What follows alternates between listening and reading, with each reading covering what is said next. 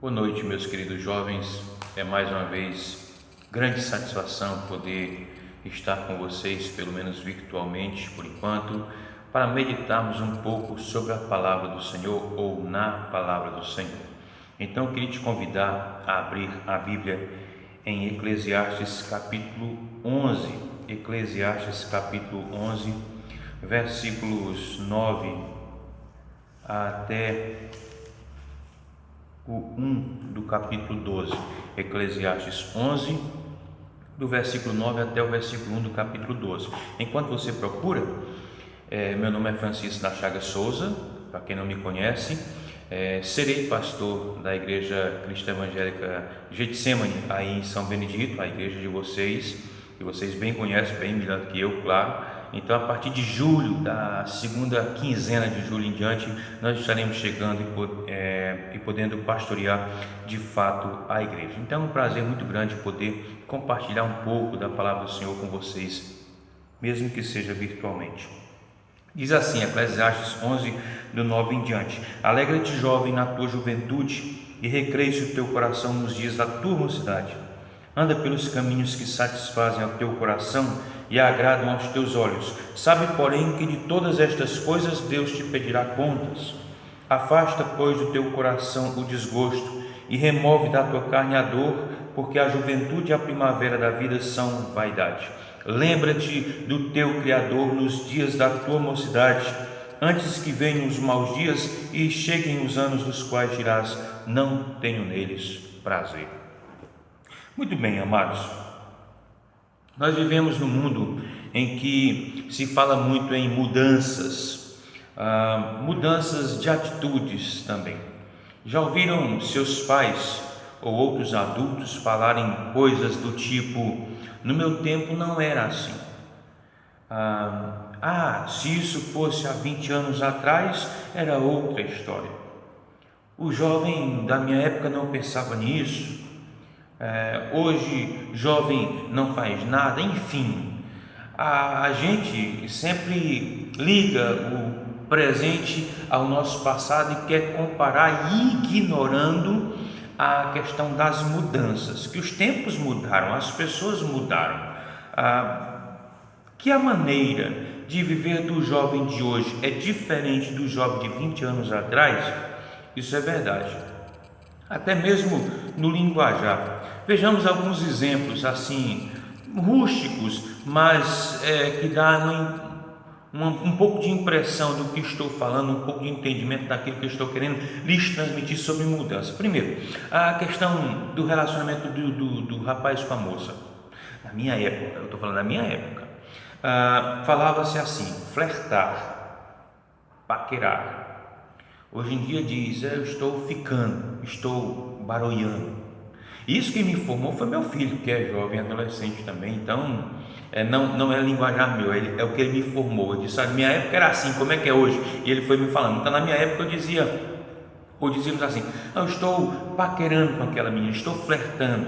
Ele disse que hoje eu estou ficando, estou baroiando. Na minha época, o tocar lábios era chamado de carimbo, de selinho. Ele disse que selinho ainda hoje é usado, mas ainda diz que tem um tal de pegando, estou pegando. Na minha época, a gente convidava a moça para sair, para passear. Hoje ele disse que é dar um rolê, roletar.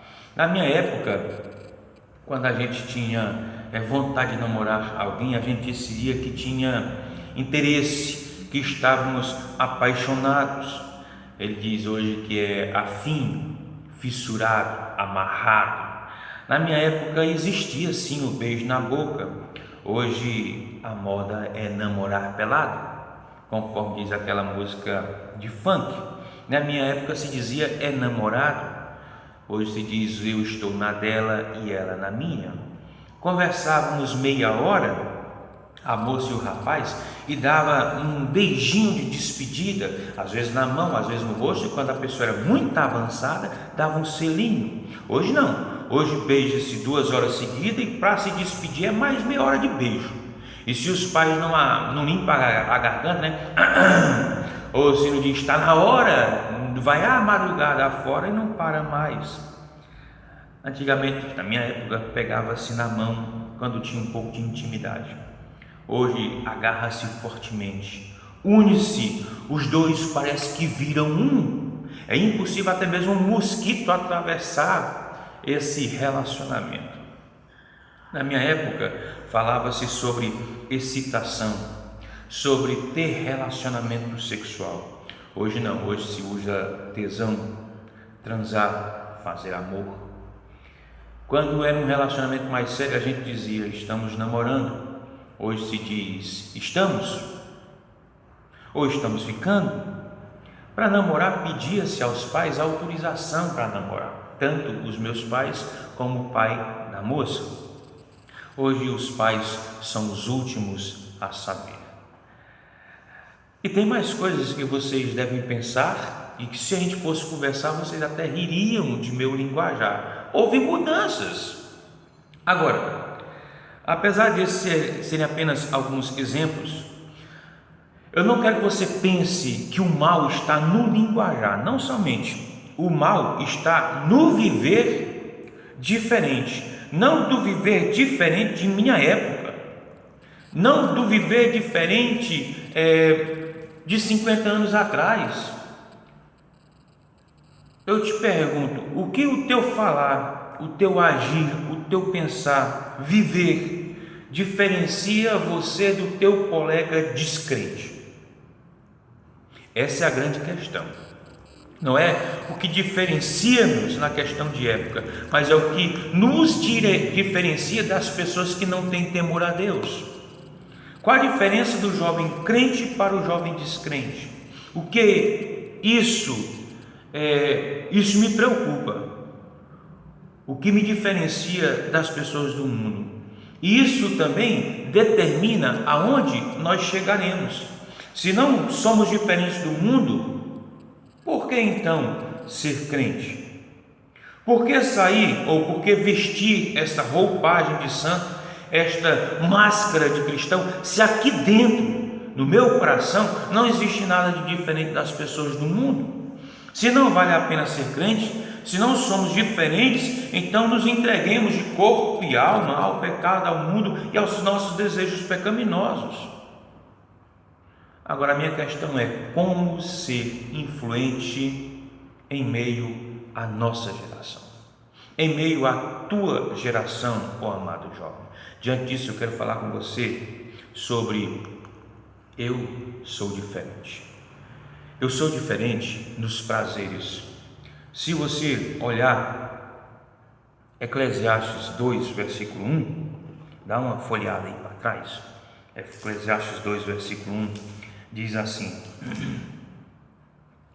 disse comigo, vamos, eu te provarei com alegria, goza, pois, a felicidade, mas também isso era vaidade.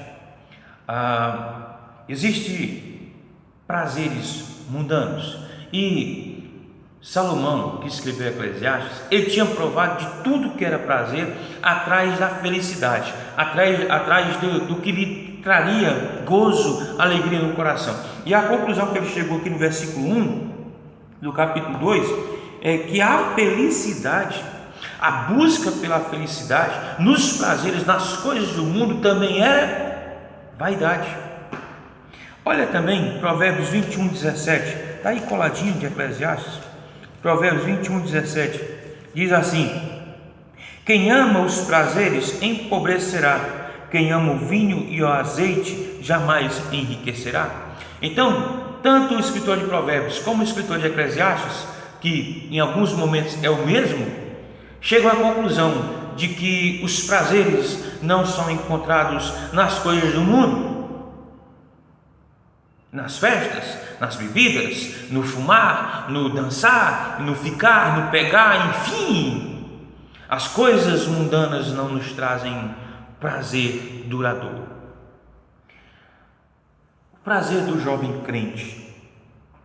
No Salmo 119, 9, eu quero que você folheie a sua Bíblia para lá. Salmo 119, 9 nos diz o que é o interessante para o jovem cristão. Diz assim: de que maneira poderá o jovem guardar puro o seu caminho? Observando-o segundo a tua palavra. Olha que coisa interessante nos é dito no Salmo 19. O prazer do crente é ser puro, puro em tudo: namoro, escola, casa, trabalho, rua, igreja, dinheiro, música, tudo. Jovem, o teu prazer é diferente dos prazeres dos teus amigos descrentes?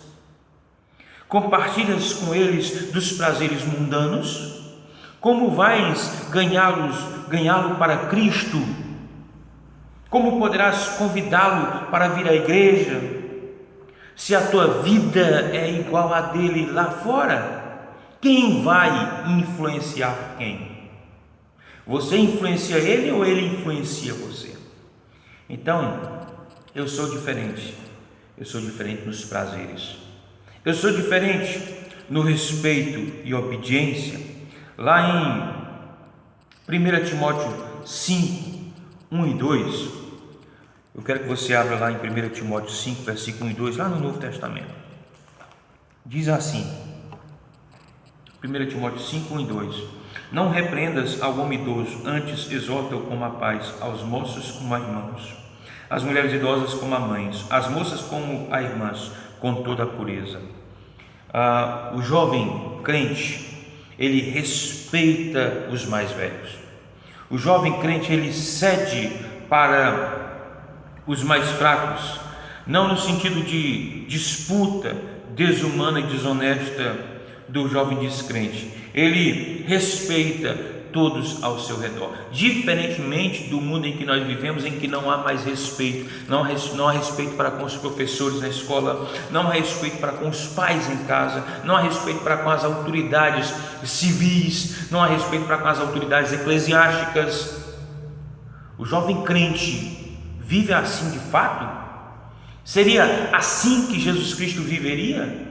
Ele não respeitava os seus pais, não respeitaria o seu professor na escola, não respeitaria as suas autoridades eclesiásticas, ou seja, dentro da igreja, os seus líderes. É isso o que o jovem deve viver? É assim que o jovem deve se comportar? A Bíblia diz lá em Efésios 6, honra teu pai e a tua mãe, que é o primeiro mandamento com promessa, para que seja longa a tua vida aqui na terra. Meu jovem, você quer viver muito? Respeite, honre os seus pais. Meu pai não é crente. Independente, foi Deus quem colocou ele sobre sua vida. Você deve honrá-lo, obedecê-lo, respeitá-lo. Eu sou diferente das pessoas do mundo, porque eu respeito e obedeço às pessoas que Deus colocou sobre minha vida. Se você não respeitar, não obedecer, qual a diferença sua com o descrente? Temos ouvido muitos murmúrios de dores de cabeça que os filhos dão aos pais e filhos crentes. Muitas vezes estão aqui tocando à frente, estão dirigindo o culto e dão problema, dão trabalho em casa para os seus pais. A sua religiosidade em casa, na escola, no trabalho, no brincar, no lazer, deve ser a mesma aqui da igreja, aqui na frente. Senão é hipocrisia, senão é máscara, senão é fachada. Em que você é diferente? Só na hora do louvor, que fecha os olhos e entra naquele êxtase, naquele transe espiritual? O que isso adianta? Eu sou diferente, por fim, na essência, lá dentro. Olha só o que diz, um pouquinho para frente, Timóteo, Tito 2, versículo 6. Tito 2, versículo 6. Quanto aos moços, de igual modo, exorta-os para que em todas as coisas sejam criteriosos. E em 1 Timóteo 4,12, volta aí um pouquinho novamente. 1 Timóteo 4,12 diz assim: ninguém despreze a tua mocidade. Olha que versículo interessante. Pelo contrário, torna-te padrão dos fiéis, na palavra, no procedimento, no amor, na fé e na pureza. Meu jovem, olha que versículo interessantíssimo e difícil de ser vivido, mas é bíblico. Torna-te padrão, modelo, exemplo dos fiéis, na palavra, no procedimento, no amor, na fé e na pureza. Eu sou diferente lá dentro, na minha essência.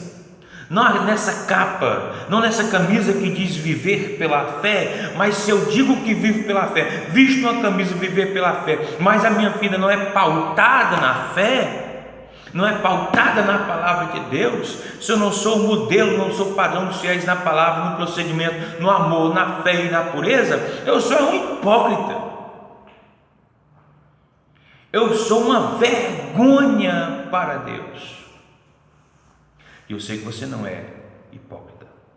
Uma das características que o jovem mais odeia é a tal da hipocrisia. Isso não sou eu que digo, são os estudiosos. Ele não suporta, ele não tolera hipocrisia. Então não seja hipócrita. Não viva um cristianismo de fachada, de aparências. O jovem, ele é exemplo diferente no falar, na palavra, no procedimento, ou seja, nas ações. No amor, ele não vive brigando. Na fé, ele é otimista, não é derrotildo. Ele confia em Deus e não em sua esperteza, no seu jeitinho brasileiro. E ele também é padrão na pureza. Não diz palavrões, não conta nem ouve piadinhas indecentes, não vê filmes de sexo, revista de mulheres ou homens nus, não entra em sites pornô e depois apaga o histórico do computador. Você pode apagar o histórico do seu PC, do seu notebook, do seu tablet, celular, seja lá o que for, mas você não apaga o histórico da mente de Deus. Você já pensou sobre isso? Você não deleta aquilo que Deus vê. A Bíblia diz que nós haveremos de prestar contas até mesmo das palavras frívolas que nós proferimos. Jovem, você deve ser diferente aqui dentro, de coração, na sua essência. Perguntei-te no início qual a diferença do jovem crente para o jovem descrente, e te dei 3 motivos ou 3 razões para você ser diferente. Primeiro, diferente nos prazeres. Segundo, diferente no respeito e na obediência. E terceiro, diferente na essência. Se você não é diferente nessas coisas básicas, você não consegue evangelizar ninguém, nem convidar pessoas para virem à igreja. Vou ser bem claro, você está sendo luz ou trevas? Está sendo sal do mundo? Sabe o que é diferente em sua vida? Eis a oportunidade de você ser diferente. Ser diferente é fazer diferença na vida das pessoas que te cercam, dentro de tua casa, na escola que você estuda, na faculdade, nas brincadeiras, nos campos, quadras, nos acampamentos, retiros da igreja. Você é diferente das demais pessoas. Você é exemplo, padrão dos fiéis. Então, o que o sábio Salomão diz em Eclesiastes é que você deve gozar a vida, ser alegre. Jovem não pode ser triste, não pode ser desanimado, cabisbaixo, fracassado. Mas ele conclui dizendo, e aí eu quero concluir também a mensagem: lembra-te do teu Criador nos dias da tua mocidade. Lembra-te de Deus. Viva para Deus, antes que venham os maus dias e cheguem os anos dos quais dirás: não tenho neles prazer. Então, nesses anos que você tem prazer de juventude, eu fui jovem também, eu sei muito bem o que é isso, apesar de ainda me sentir jovem, mas eu tenho 44 anos, e eu ouvia isso muito quando era novo, como vocês são o futuro da igreja, e eu pensava, eu nunca serei o futuro da igreja. Se a igreja tiver como futuro essa pessoa aqui, a igreja está perdida. Mas eu tinha esse desejo no meu coração de ser diferente, e buscava ser. Não era um exemplo, um padrão como Timóteo, como Paulo recomenda a Timóteo, mas olha onde eu estou. Eu de fato era o futuro da igreja. Hoje eu sou o presente, você é o futuro. Seja diferente. Vamos orar?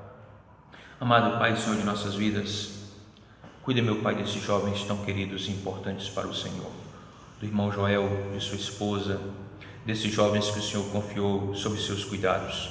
Que o Senhor possa dar sabedoria aos teus filhos para serem fiéis na administração dos dons que receberam do Senhor. E aos jovens, meu Pai, que eles possam ser diferentes de fato e de verdade. Diferentes, meu Pai, em tudo, mas principalmente aqui dentro, na essência. Que eles possam ser novas criaturas, possam ser testemunhas do Senhor, possam ser sal e luz da terra. Que o Senhor os abençoe ricamente e cuide deste grupo para a glória e louvor do Senhor. Assim oro em nome do Senhor Jesus. Amém. Querido, um grande abraço, Deus te abençoe, te faça feliz e diferente das pessoas do mundo. Se Deus quiser, nós teremos outras oportunidades para conversarmos, e aí sim, pessoalmente, poderemos compartilhar e conviver, rindo, nos alegrando e também aprendendo mais da palavra do Senhor, tá bom? Te espero, até a próxima, Deus te abençoe, fiquem com Deus, um grande abraço.